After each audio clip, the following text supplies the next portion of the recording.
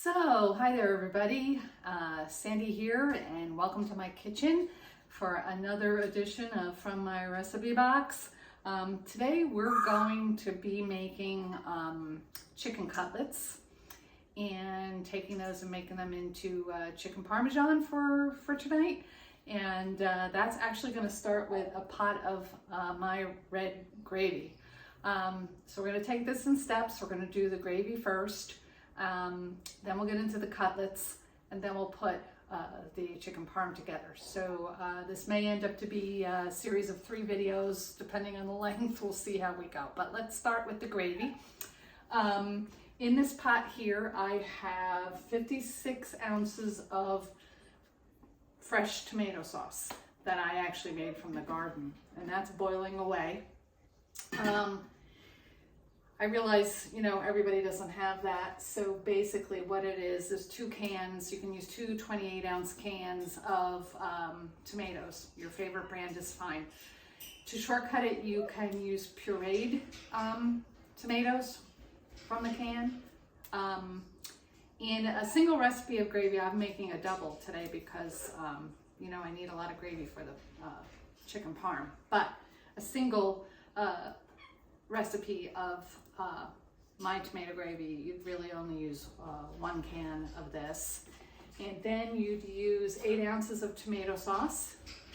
This is a 16-ounce can.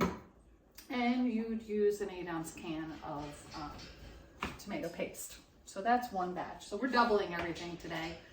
And so that we have enough gravy for the parm and then to have any pasta on the side.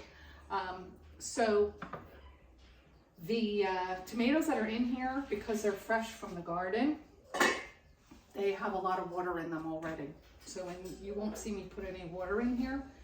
But if you're doing everything from can, you're gonna, in addition to the tomato sauce, the tomato paste, and the tomatoes themselves, you're gonna add a can of water, a full can from the tomato sauce, and a full can from the paste.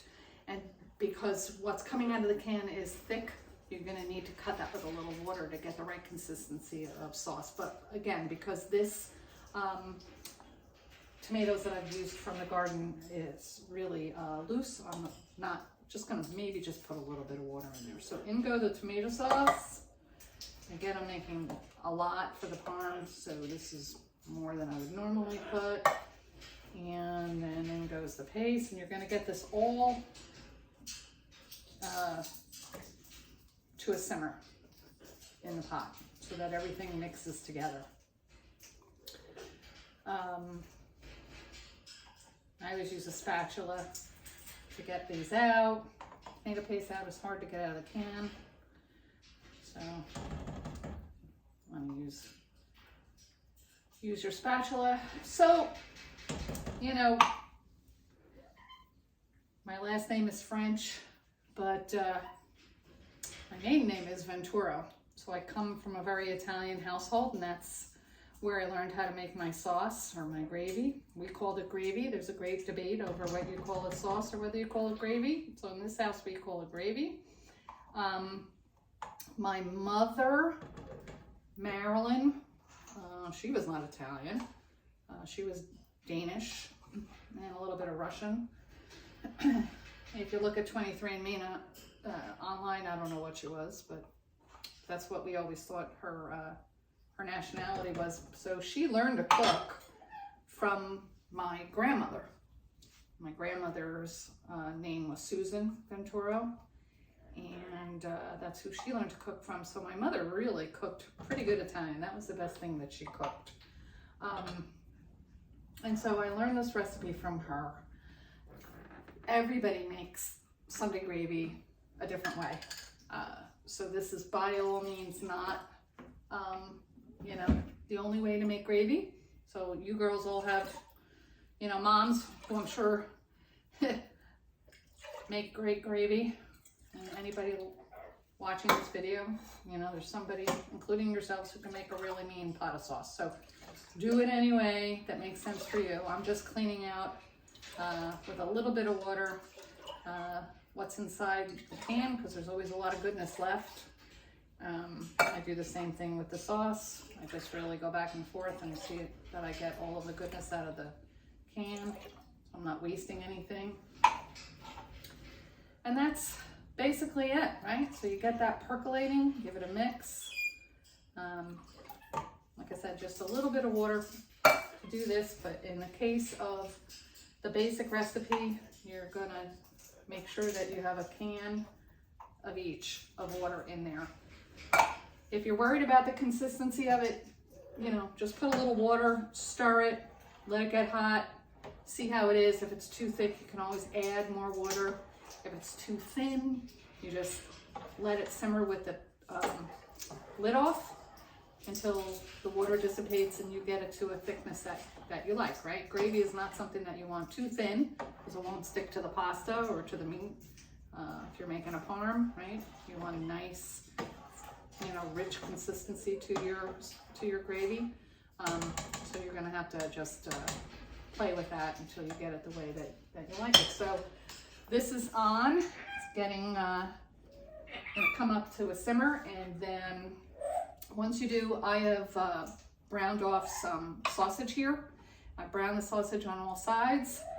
It's just a pound of sausage. I just want some meat in this gravy to give it a little bit of flavor because I'm going to use it on the chicken parm. In another edition from my recipe box, we'll get into making meatballs.